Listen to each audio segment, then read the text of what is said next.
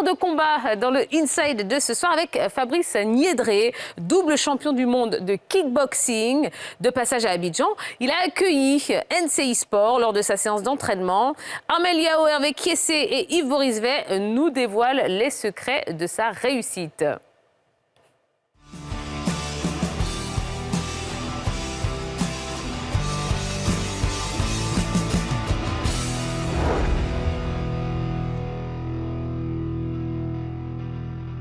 Double champion du monde de kickboxing, Niédré Fabrice, alias Dali Gozo, en vacances à Abidjan depuis quelques semaines, prend le temps de maintenir la forme avant son premier combat de la saison prévu au mois de mai. NCI Sport passe une journée avec le boxeur ivoirien pour vous faire découvrir les recettes de ses succès. Eh bien, on y va.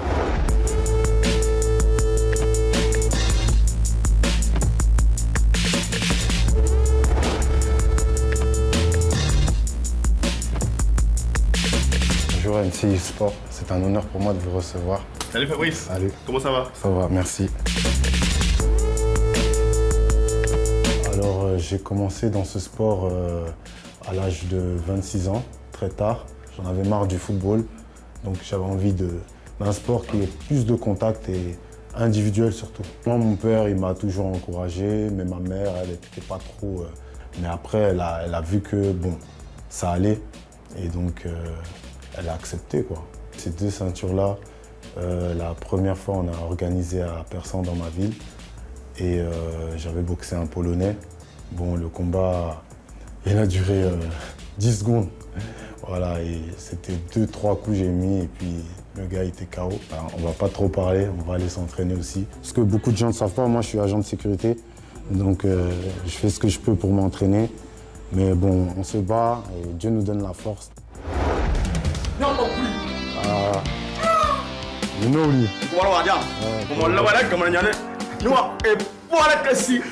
Bon, tu as pris tout, vous avez pris tout.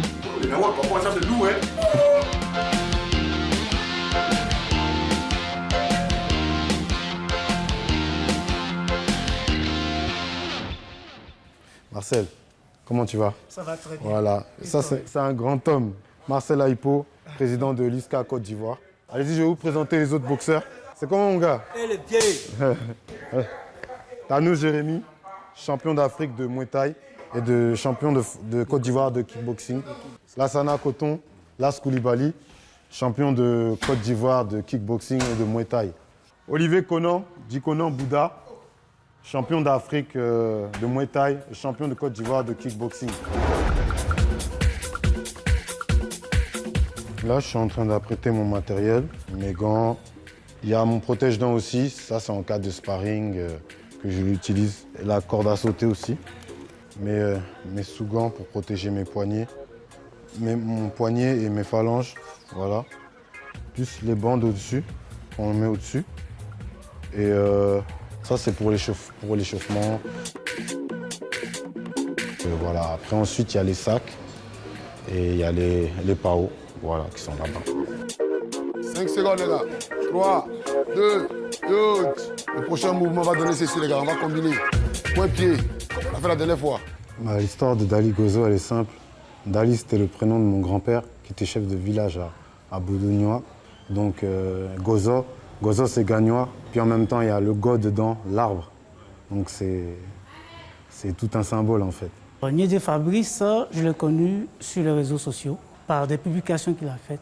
J'ai vu qu'il était ivoirien. Puis après, je suis rentré en contact avec lui et c'est comme ça que j'ai pu le connaître. Fabrice, c'est quelqu'un de très humble. Ça, il faut le souligner. Et c'est ce qui fait son point fort. C'est un vieux père que j'ai connu sur les réseaux sociaux. Mais là, tout de suite, vu qu'il est ivoirien, moi aussi, on a eu échangé rapidement et le feeling est passé. Je peux décrire Fabrice comme un champion qu'on connaît tous, Ngannou.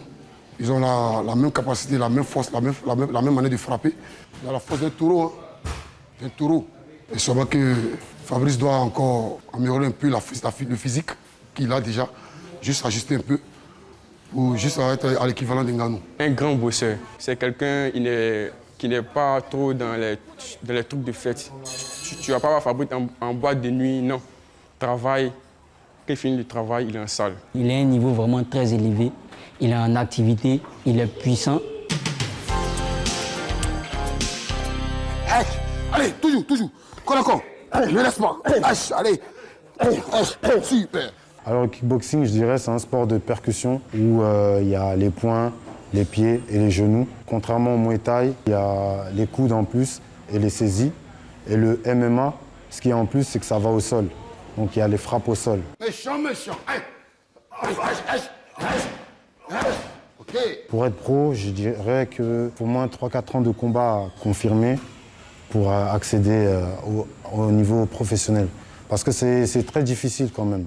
En pro, la moindre erreur, ça paye cash. Coup derrière. Genou. Va chercher. Malheureusement, en Côte d'Ivoire, il n'y a pas de reconnaissance. Voilà, on est ici à l'entraînement à la salle, vous avez vu, il y a des champions de Côte d'Ivoire, des champions d'Afrique qui sont avec moi. Et moi, j'essaye de guider avec mes titres internationaux et mondiaux. On ne vit pas de ce sport, donc c'est très difficile. On est obligé de s'entraîner par nos propres moyens. Corps à corps. Ne laisse pas. Allez. Super. Mon objectif qui me tient à cœur, défendre ce titre mondial. Ça fait 2 ans que j'ai le titre, depuis fin 2021. On le prévoit pour le 8 juillet et on espère qu'il va nous produire un très beau spectacle. On lui fait confiance pour ça. Et puis après, passer des diplômes pour devenir entraîneur et pourquoi pas aider mes frères aussi. Avec mon expérience que j'ai, c'est mon souhait le plus profond. Peut-être ouvrir une salle aussi, s'il y a les moyens, bien sûr. C'est une chance d'avoir un Ivoirien qui est champion du monde dans cette fédération.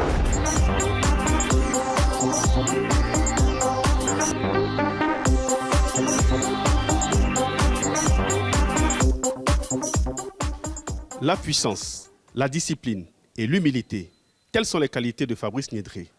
Il rêve d'une chose, contribuer au développement du kickboxing en Côte d'Ivoire pour les générations futures.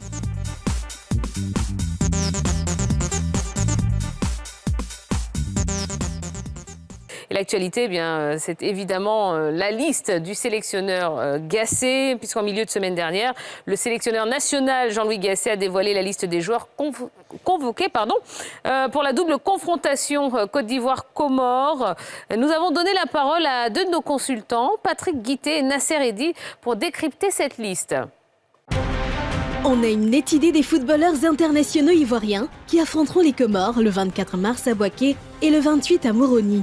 Jeudi dernier, Jean-Louis Gasset, le sélectionneur des éléphants, a dévoilé les noms des 23 joueurs convoqués pour cette double confrontation. Une liste diversement commentée par les Ivoiriens et les observateurs. En attendant que coach Gasset justifie ses choix jeudi à Bouaké, les consultants NCI Sport analysent cette liste.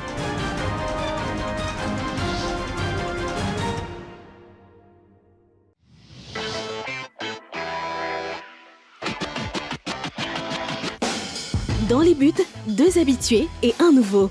C'est une sélection qui est logique du point de vue de la forme du moment de chacun d'entre eux et aussi du passé, du vécu en sélection. Et là, je parle de Sangaré Badrali notamment, qui est le numéro 1 jusque-là incontestable. On attendait forcément Folie Ayayi, qui a été exceptionnel tout simplement lors du CHAN et qui continue à confirmer donc, sa forme du moment avec la SEC Mimosa en championnat. Et puis Tapira Eliezer qui a regagné du temps de jeu en Éthiopie. Pour moi, une très bonne liste au niveau donc, des gardiens de but. En défense, Jean-Louis Gasset a fait appel à 7 joueurs. Malgré des contre-performances et un... J'ai le plus d'interrogations, mais quand même, il y en a certaines. J'aurais peut-être fait confiance à certains qui ont participé au CHAN, tels que Atoula, tout simplement, parce que c'est un garçon qui également prend énormément de coffre. Il prend énormément de responsabilités également quand on lui fait confiance. On se demande pourquoi, par exemple, Sinali Diomandé, le Lyonnais qui est en forme, qui réalise une bonne saison, qui revient en force avec Lyon, n'est pas dans cette liste-là. Il a fait ses choix. Je pense que ces défenseurs qui sont là peuvent également faire le boulot. Trouver la bonne ossature, trouver la bonne dynamique, trouver le bon maillage tout simplement pour permettre à cette défense-là d'être costaud, solide et empêcher donc les attaques adverses donc de se conclure. Dans le secteur médian, des cadres, des retours et des nouveaux. Simon Adingra se voit lui aussi récompensé de sa belle saison avec l'Union Saint-Gilloise. Avec la présence de Jonathan Bamba, le Lillois, qui a longtemps hésité. Je me pose la question également de connaître le rôle réel donc, de Jean-Michel Siri, qui a été inscrit en tant que milieu défensif, alors que moi, je le veux beaucoup plus derrière les attaquants, parce qu'il a une bonne technique, une vista tout simplement, et puis il est capable donc, de donner les derniers ballons ou les avant-derniers ballons. Il va falloir quand même redéfinir le cadre de sélection de ces joueurs-là qui, entre guillemets, choisissent à un moment donné la sélection ivoirienne par défaut plutôt qu'un choix premier de cœur. Mais tout ça, ce n'est qu'une liste. Dans l'animation que va proposer Jean-Luc Gasset, on connaîtra un tout petit peu les rôles des uns et des autres. Que dire de l'attaque? Seulement 3 joueurs ont été convoqués. La forte présence de milieux de terrain à forte vocation offensive a poussé Gasset à ne compter que sur Christian Kouamé, Jean-Philippe Crasso et Sébastien Haller. Pour moi, c'est la convocation de Christian Kouamé qui me gêne un tout petit peu. On a un Christian Kouamé qui a beaucoup moins de temps de jeu en Serie A. Voilà, qui n'est pas très performant avec la Fiorentina, qui n'est pas très constant en termes de temps de jeu, même si le match auquel il participe. Certains observateurs auraient peut-être aimé voir Datro Fofana, le nouveau sociétaire de Chelsea.